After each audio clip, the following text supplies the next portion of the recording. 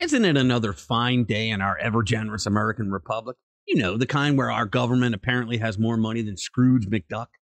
Over funding of Ukraine, Kevin McCarthy and Joe Biden are going to have a showdown because back in June, McCarthy said that there will be no more supplemental appropriations for the war in Ukraine and that they would have to go through the normal budgeting process.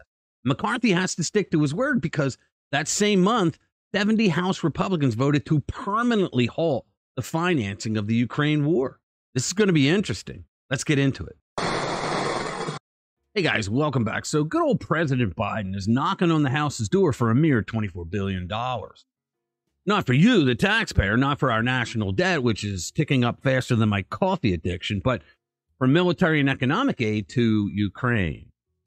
Now, don't get me wrong, helping allies, noble, absolutely.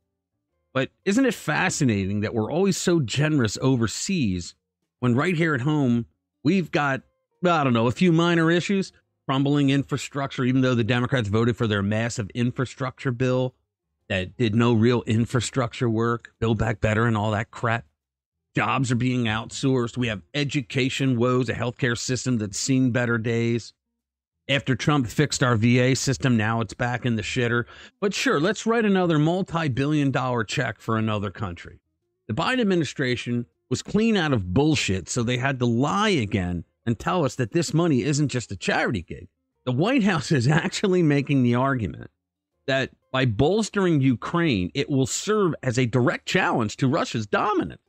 Biden is arguing the old geopolitical chess match, using taxpayer money to poke the bear. Genius. So I don't know if the president of the United States actually realizes that China and Russia are taking over the world economically as we speak. And with economics comes power. They've created the BRICS system where they're trying to knock out the U.S. dollar as the world reserve currency and replace it with their dollar that countries are actually already using right now. So the old bag of bones in the Oval Office believes that shoveling billions of more dollars at Ukraine, which is enough to keep the war going, but not enough for a decisive victory, will stop everything that China and Putin have been doing together to wipe us out financially on the global stage. I mean, for goodness sake, Biden has taken the Monroe Doctrine, laid it down on the floor, squatted over it, and defecated. China is building military bases in Cuba. China is practically taking over Cuba as we speak, and Joe Biden is doing absolutely nothing about it. Remember that whole Cuban Missile Crisis thing with JFK? That was when the Soviet Union started building missile sites on Cuba. Joe Biden is doing absolutely nothing to stop China from building military sites on an island that is 90 miles off our coast. Would it be because he is a foreign agent and he's being blackmailed by Xi because of all the money that the Biden crime family got from China? Let's discuss this just a little bit. Russia, our age-old dance partner, and we're using Ukraine as a pawn in this waltz. It's not that I don't understand the importance of global politics and influence, but sometimes I wonder, with all these billions that we're sending overseas, are we playing chess or are we just the bank in a really expensive game of Monopoly? Now, I'm all for supporting democracy, for standing up to tyrants and bullies. I mean, technically, we could stand up to tyrants and bullies right here by standing up to Joe Biden and the likes of Jack Smith, but I digress. This is throwing money at the problem, especially when it's not even our money to begin with. Is that the right approach?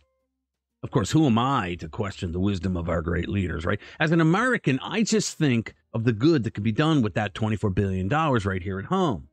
Maybe, just maybe, we should consider putting our own house in order before bankrolling another, especially when I believe that Joe Biden's whole purpose for going into Ukraine with this war was to cover up all the crimes that he, the Biden crime family, and many other Democrats and rhinos were involved in when they used Ukraine as their personal ATM for years.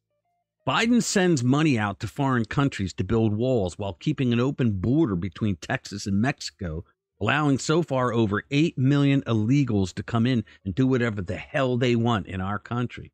Are we not supposed to notice that? We're not, because then they'll call you a racist. But you know, I'm just a simple guy observing the spectacle. What the hell do I know?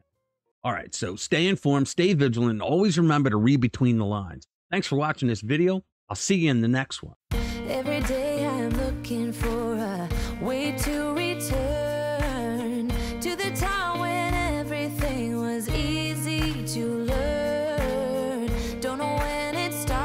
to get so serious.